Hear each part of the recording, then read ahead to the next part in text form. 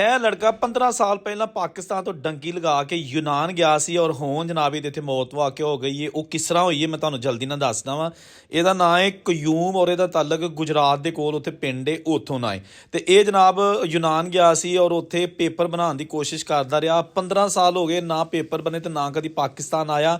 ਇਹ ਕਯੂਮ ਨਾਮੀ ਨੌਜਵਾਨ ਉੱਥੇ ਹਿਰਾਸਤੀ ਮਰਕਜ਼ ਵਿੱਚ ਮੌਜੂਦ ਹੈਗਾ ਸੀ, ਯਾਨੀ ਉਹਨਾਂ ਦੀ ਹਿਰਾਸਤ ਦੇ ਵਿੱਚ ਸੀ ਤੇ ਹੁਣ ਇਹ ਦੁਨੀਆ ਛੱਡ ਗਿਆ ਹੈ, ਜਿਹਦੀ ਤਹਿਕੀਕਾਤ ਜਾਰੀ ਨੇ। ਲੇਕਿਨ ਇਹ ਮੁੰਡਾ ਵਾਪਸ ਨਹੀਂ ਆਉਣਾ ਦੋਸਤੋ। ਬਾਹਰ ਜਦੋਂ ਜਾਈਦਾ ਨਾ ਤੇ ਹਰ ਵੇਲੇ ਪਿਛਲਿਆਂ ਦਾ ਵੀ ਧਿਆਨ ਇਹ ਰਹਿੰਦਾ ਕਿ ਯਾ ਅੱਲਾ ਮੁੰਡਾ ਤੇ ਸਾਡਾ ਟੁਰ ਗਿਆ, ਲੇਕਿਨ ਖੈਰ ਖਰੀਆ ਨਾ ਪਹੁੰਚ ਜਾਏ। ਤੇ ਜਿਹੜੇ ਲੋਕ ਪਹੁੰਚ ਜਾਂਦੇ ਨੇ ਉਹਨਾਂ ਨੂੰ ਵੀ ਹਰ ਵਕਤ ਇਹੋ ਹੀ ਰਹਿੰਦਾ ਹੈ ਕਿ ਕੋਈ ਮੁਸ਼ਕਲ ਵੇਲਾ ਨਾ ਆਏ। ਲੇਕਿਨ ਮੁਸ਼ਕਲ ਵੇਲਾ ਜਦੋਂ ਆਉਂਦਾ ਹੈ ਉਹ ਦੱਸ ਕੇ ਨਹੀਂ ਆਉਂਦਾ।